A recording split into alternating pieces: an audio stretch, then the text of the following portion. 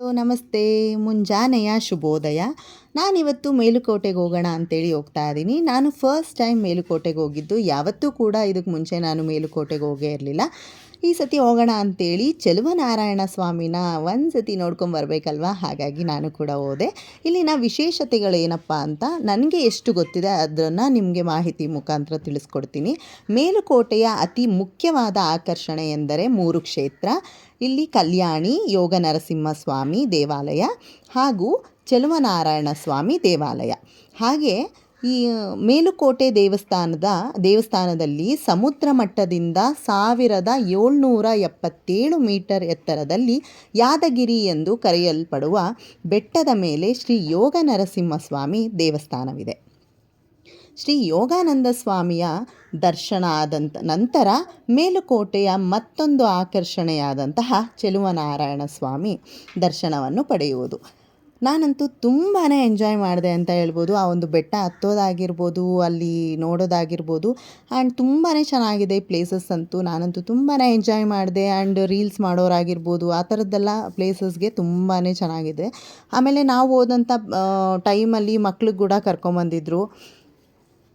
School ಮಕ್ಕಳೆಲ್ಲ ಬಂದಿದ್ದರು, ಅಂದರೆ ಟ್ರಿಪ್ ಅನಿಸುತ್ತೆ, ಮೇ ಬಿ ಟ್ರಿಪ್ಪಿಗೆ ಕರ್ಕೊಂಬಂದಿದ್ರು. ತುಂಬಾ ಚೆನ್ನಾಗಿ ಅನ್ನಿಸ್ತು. ನನಗಂತೂ ತುಂಬಾ ಖುಷಿ ಆಯಿತು. ನಾನು ಹೇಳಿದ್ನಲ್ಲ ಆವಾಗಲೇ, ಕಲ್ಯಾಣಿ ಅಂತ, ಇದೇ ಕಲ್ಯಾಣಿ. ಅಕ್ಕಪಕ್ಕನೇ 2 ಕಲ್ಯಾಣಿ ಇದೆ.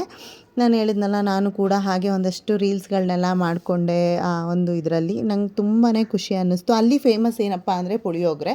ನಾನು ಕೂಡ ಆ ಒಂದು ಪುಳಿಯೋಗರೆನ ಸವಿದೆ, ತುಂಬಾ ಇಷ್ಟ ಆಯಿತು. ಒಂದಷ್ಟು ರೀಲ್ಸ್ಗಳನ್ನ ಮಾಡಿಕೊಂಡೆ. ನೀವು ಕೂಡ ಯಾರಾದರೂ ಬರಬೇಕು ಅನ್ನೋರು ಖಂಡಿತ ಮೇಲುಕೋಟೆಗೆ ಹೋಗಿ ಒಂದು ಸತಿ ವಿಸಿಟ್ ಮಾಡಿ, ಹೇಗಿದೆ ಅಂತ ನೀವು ಕೂಡ ನೋಡಿ ಎಂಜಾಯ್ ಮಾಡಿ.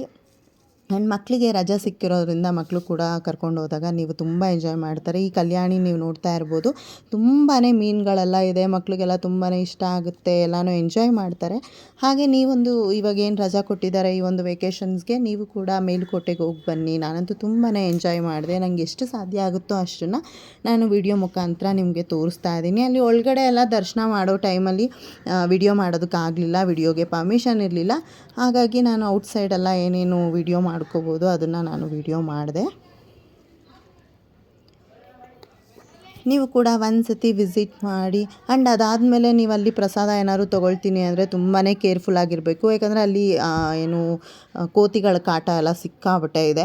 ನಾವು ಕೂಡ ಪ್ರಸಾದ ಅಂತೇಳಿ ಪುಳಿಯೋಗರೆ ತೊಗೊಂಡಿದ್ದು, ಅಲ್ಲಿ ಕೋತಿ ವಾಪಸ್ ತರೋದಕ್ಕೆ ಬಿಡಲಿಲ್ಲ, ಅದಕ್ಕೆ ಕೊಟ್ಬಿಟ್ಟು ಬಂದು. ಹಾಗಾಗಿ ನೀವು ಕೂಡ ಹೋದಾಗ ಸ್ವಲ್ಪ ಜೋಪಾನ ಮಾಡ್ಕೊಂಡು ಹೋಗಿ. ಬ್ಯಾಗ್ಗಳನ್ನೆಲ್ಲ ಕ್ಯಾರಿ ಮಾಡಬೇಕಾದ್ರೆ ಸ್ವಲ್ಪ ಹುಷಾರಾಗಿ ಹೋಗಿ. ಆ್ಯಂಡ್ ಈ ಒಂದು ವಿಡಿಯೋ ನಿಮ್ಮೆಲ್ಲರಿಗೂ ಇಷ್ಟ ಆಯಿತು ಅಂತ ಭಾವಿಸ್ತೀನಿ. ನಾನಂತೂ ತುಂಬಾ ಎಂಜಾಯ್ ಮಾಡಿದೆ. ನಾನು ಹೇಳಿದ್ನಲ್ಲ, ನಾನು ಫಸ್ಟ್ ಟೈಮ್ ಮೇಲುಕೋಟೆಗೆ ಹೋಗಿದ್ದು, ಮೇಲುಕೋಟೆ ಚೆಲುವನಾರಾಯಣ ಸ್ವಾಮಿನ ಮೀಟ್ ಮಾಡಿದ್ದು. ಆ್ಯಂಡ್